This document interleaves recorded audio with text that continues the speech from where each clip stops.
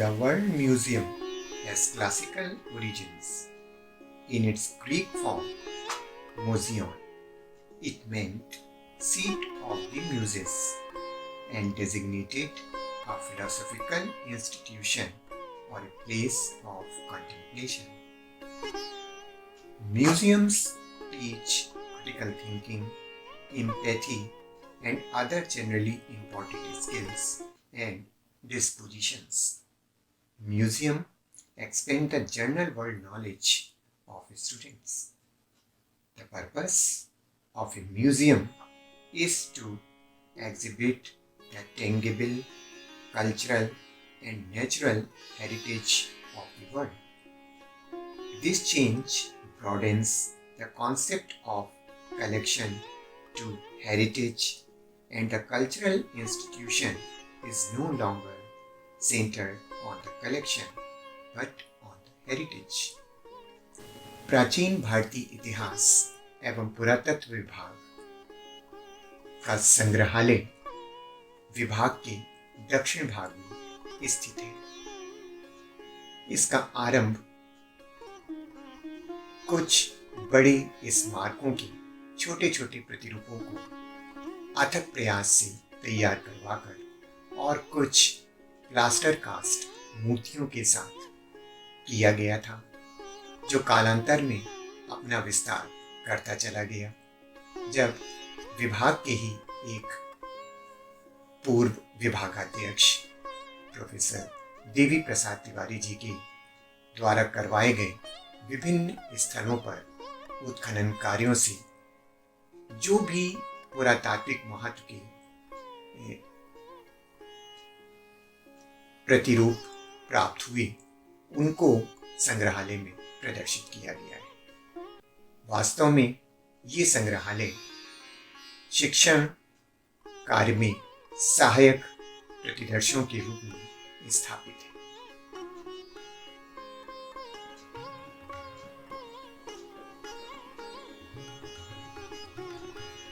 चरदा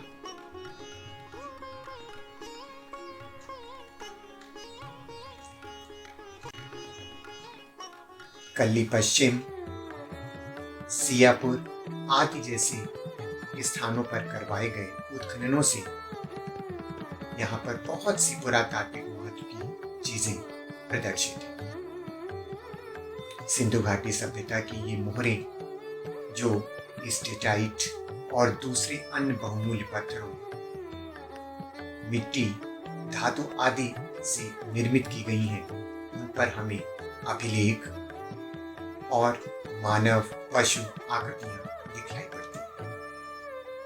मिट्टी की मूर्तियां सिंधु घाटी सभ्यता के हमें उस अतीत के गौरव का स्मरण दिलाती हैं। पत्थर धातु से निर्मित ये मूर्तियां हमें उस संस्कृति का स्मरण कराती हैं जो आज से करीब 5000 साल पहले विकसित हुई थी।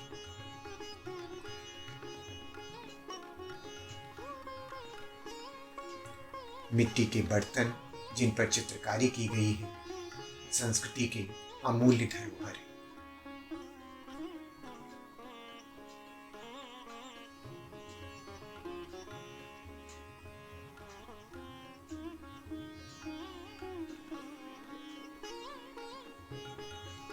मौर्य कला भारतीय इतिहास को वास्तव में एक रूपता प्रदान करती है। जब सम्राट अशोक द्वारा एकाश्मक स्तंभों पर ऊंचे ऊंचे शीर्ष स्थापित किए गए, शुंग कला के आगमन के साथ तो भारतीय कला का रूप निरंतर बदलता दिखाई देता है। जब बहुत से स्मारकों को पुनर्निर्मित, पुनः संरक्षित करवाया गया, वेदिका स्तंभों, वेदिका के अन्य भागों, सूची पत्थरों, उष्णीश आदि पर उकेरे की चित्रकारी की गई। वेदिका के ये स्तंभ कला और माधुर्य के अनुपम घट हैं, जिनसे हमें उस काल की संस्कृति की अमिट छाप दिखाई देती है।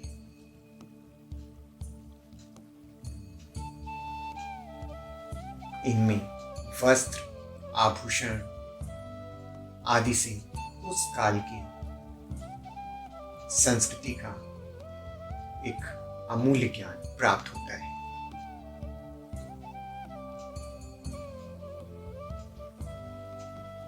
शाल भंजिकाएं जो वृक्ष की शाख को पकड़े हुए दिखाई गई हैं, कला के एक प्रतिरूप को प्रदर्शित करती हैं। गांधार कला की पहचान तीखे नैन नक्श, वस्त्रों पर पड़ने वाली मोटी मोटी सरवटों, सिर पर लहराते हुए केश से हो जाती है। शुंग और कुषाण काल कला का एक अनुपम समय माना जाता है, जब मथुरा और गांधार दो बड़े बड़े कला केंद्र स्थापित हुए, जहां मूर्तियां बड़ी संख्या में निर्मित हुई। न केवल मूर्तियां यहाँ निर्मित होती थी, बल्कि यहाँ से दूसरे स्थानों के लिए भी भेजी जाती थी। मथुरा कला की मूर्तियां लाल चित्तीदार पत्थर से निर्मित है, तो गांधार कला की मूर्तियां स्लेटी पत्थर से बनाई गई।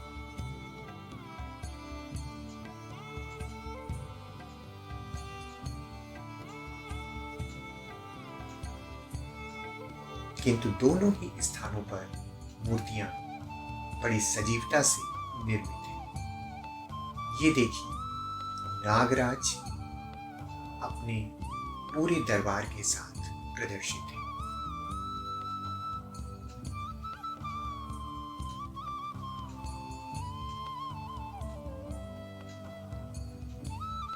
दुखोपदान जातक, जिसका चित्रण बड़े ही स्वाभाविक ढंग से किया गया है। स्थान सीमित है, लेकिन भाव असीमित है।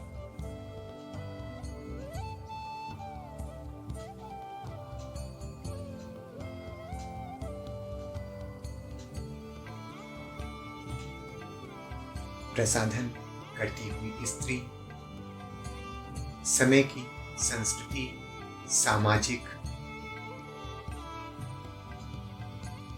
प्रतिरूप को प्रदर्शित करती। बोधिसत्व प्रतिमाएं, जिनका निर्माण कुषाण काल से आरंभ हो जाता है, बौद्ध कला में एक नवीन अध्याय का सूत्रपात करती।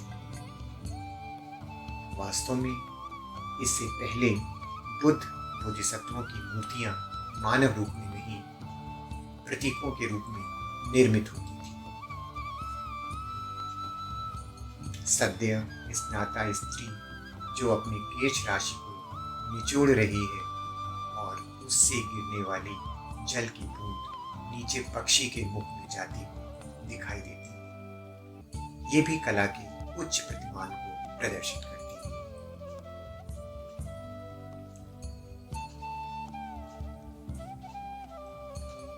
बलराम की खंडित मूर्ति, जिनकी पहचान सर्पफणों से हो जाती है। तपस्यारत बुद्ध, जो तपस्या के उच्च आदर्श को प्रदर्शित करने के साथ साथ शारीरिक सूक्ष्मता को भी प्रदर्शित करती है। कनिष्क की मूर्ति और कुषाण सम्राटों की मूर्तियां मथुरा में माट गांव से प्राप्त हुई। उन्हीं के प्रतिरूप यहाँ पर प्रदर्शित है।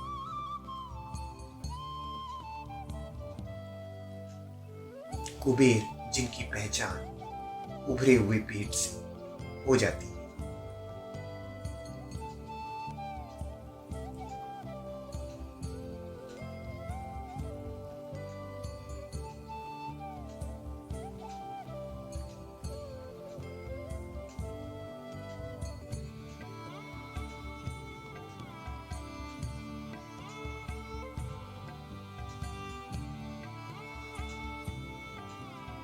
शुंगकालीन कला का विस्तार भरहुत, सांची, अमरावती, मथुरा की कला से होता है। यहाँ अनेक ऐसे प्रतिमान प्रदर्शित हैं जिनसे हम शुंग कुषाण काल की कला का विस्तृत अध्ययन कर सकते हैं। अद्भुत केश राशि, वस्त्राभरण, ऐसी बहुत सी चीजें हैं जो उस समय की सामाजिक जीवन, सांस्कृतिक जीवन की सूक्ष्मता को प्रदर्शित करती हैं। वास्तव में इन मूर्तियों द्वारा धारण किए गए ये परिधान, ये आभूषण हमें वस्तुतः उस युग में लोकप्रियता, आभूषण की लोकप्रियता और उसकी सूक्ष्मता को बताते हैं, प्रतीत होते हैं। अनाथपिंडक की ये कथा, जो श्रावस्ती का एक बड़ा श्रेष्ठी था, उसने राजकुमार जेठ से उसका उद्यान खरीदकर उसे बुद्ध को दान में दिया था। माया देवी ने स्वप्न में देखा कि एक श्वेत गज उनके शरीर में प्रविष्ट हो रहा है। इस दृश्य को भारत की कला बड़ी स्वाभाविकता से दिखाया गया है। प्राचीन भारत का शैलकृत स्थापत्य, जब चट्टानों को अंदर से खोखला करके उनके भीतर संरचनाएं बनाई गई, जिसकी शुरुआत यद्यपि भारत में बहुत पहले, अगर हम कहें तो सिंधु घाटी सभ्यता से ही हो जाती है, लेकिन उसका विस्तार हमको बराबर और नागार्जुनी की पहाड़ियों पर दिखाई देता है। साथ में महाराष्ट्र में थोर घाट की पहाड़ी में इन गुफाओं में भी दिखाई देता है।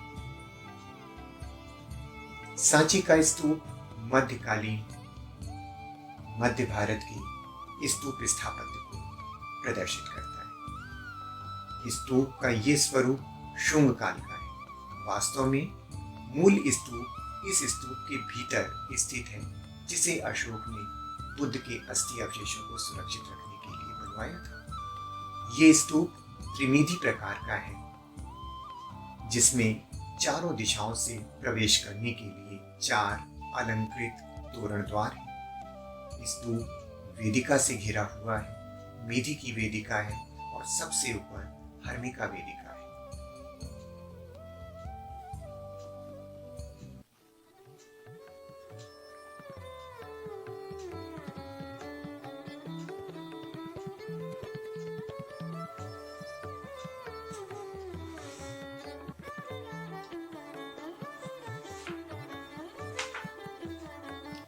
कालिदास कहते हैं कि रूप या सौंदर्य पाप वृत्तियों को उकसाने का साधन नहीं, बल्कि उसका उद्देश्य ऊंचा होता है। उसमें शील का होना स्वाभाविक है। महाकवि कालिदास के इस उदात्त भाव का गुप्तकालीन शिल्पियों ने अपनी रचनाओं में सफलता के साथ निर्वाह किया। कला के दिव्य आदर्शों से प्रेरणा प्राप्त कर उन्होंने सौंदर्य की महत्ता को कलुषित होने से बचाया। गुप्त काल की लोक कला कृतियां जो उपलब्ध हैं, उनमें हमें उस रूप के दर्शन मिलते हैं जो मानव हृदय में उल्लास, प्रेम और आनंद का संचार करने के साथ साथ चित्त वृत्तियों को ऊंचा उठाने में सहायक होते हैं। सुकुमारता का गंभीरता के साथ, रमणीयता का संयम के साथ और यथार्थ का आदर्श के साथ अत्यंत सुंदर और परिष्कृत रूप गुप्तकालीन कला में मिलता है। गुप्तकालीन कला में नैतिकता और चारुता दोनों के दर्शन होते हैं। गुप्तकालीन मूर्तियों की जो विशेषताएं हैं, उनमें मूर्तियां इकहरे छरहरे शरीर वाली मिलती हैं, भारी भरकम या स्थूल आकार की नहीं। उनके चेहरे चौड़े या मोटे होकर नहीं मिलते, बल्कि लंबोतरे मिलते हैं। अंगों में विशेष लोच रहता है और खड़े होने के घरों में एक आकर्षक भंगिमा। वस्त्र आभरण सूक्ष्म हैं, जो बोझिल न होकर मूर्ति के सौंदर्य वृद्धि में योगदान देते हैं। इस काल की मूर्तियों में अंग प्रत्यंगों का निखरा हुआ रूप, किंतु संयमित रूप देखने को मिलता है।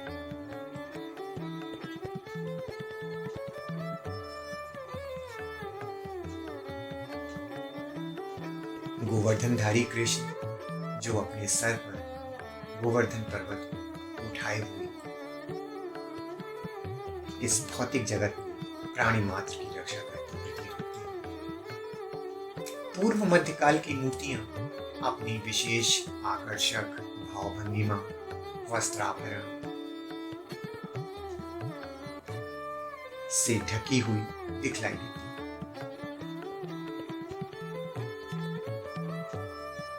बौद्ध देवी तारा जो अवलोकितेश्वर की शक्ति मानी जाती है।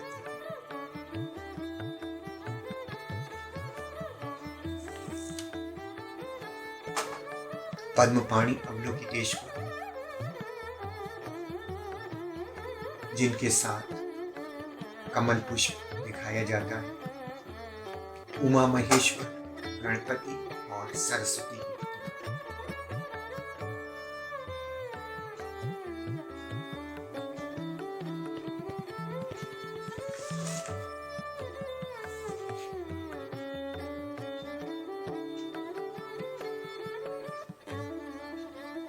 उमा महेश्वर जिसमें शिव के बाईं ओर पार्वती का प्रदर्शन होता है। सरस्वती की ये प्रतिमा किसी खंडित विष्णु प्रतिमा का एक भाग है। सरस्वती प्रतिमा के ऊपर हाथ में शंख सरलता से देखा जा सकता है। स्थानक विष्णु की ये प्रतिमाएं जिनमें उनके परिकर में दशावतारों का भी दर्शन होता है। नीचे शयन करते हुए विष्णु। ब्राह्मण धर्म के देवी देवताओं में विष्णु एकमात्र ऐसे देवता हैं जिनकी स्थानक, आसन और शयन तीनों मुद्राओं में प्रतिमाएं प्राप्त होती हैं।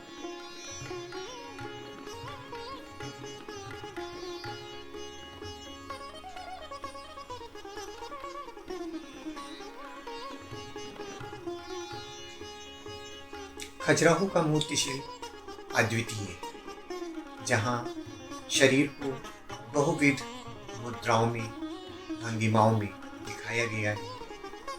कला के ये नमूने पूर्व मध्य युग की संस्कृति का परिचय सरलता से देते हैं।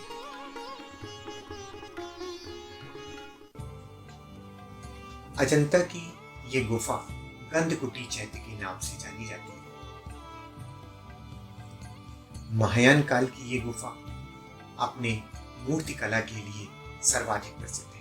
अजंता की सर्वोत्कृष्ट मूर्तियां हमें अजंता की इसी गुफा में मिलती हैं, जो ये बौद्धों का पूजा गृह है, जहां पर हमें अंतिम सिरे पर स्तूप के सम्मुख बुद्ध की आकृति मानव रूप में दिखलाई देती है। बीच में भिक्षुओं के सम्मिलित होने का स्थान है, तो दोनों ओर प्रदक्षिणा करने का स्थान उपलब्ध है। मंदिर स्थापत्य की नागर शैली, इसके अंतर्गत कलिंग शैली में बना राजरानी मंदिर, जिसमें दो भाग, एक देउल और एक चबूतरा। चट्टानों को ऊपर से लेकर नीचे तक मंदिर के आकार में तराशना शैलकृत स्थापत्य के चरमोत्कर्ष को सूचित करता है। समुद्र तट पर बना महाबलीपुरम का ये समुद्र तटवर्ती मंदिर पल्लव मंदिर स्थापत्य की राजसिंह शैली को सूचित करता है। धर्मराज रथ त्रितल प्रकार का उदाहरण है और ये भी शैलकृत स्थापत्य के चरमोत्कर्ष को सूचित करता है। द्रविड़ भारतीय मंदिर शैली हमें यहाँ पर चरमोत्कर्ष पर दिखलाई देती है। So we can say museums collect and preserve our objects and materials of religious, cultural and historical value. They are a good source of entertainment. These museums help to preserve and promote our cultural heritage. Museums are a storehouse of old artifacts, sculptures, objects, history, etc.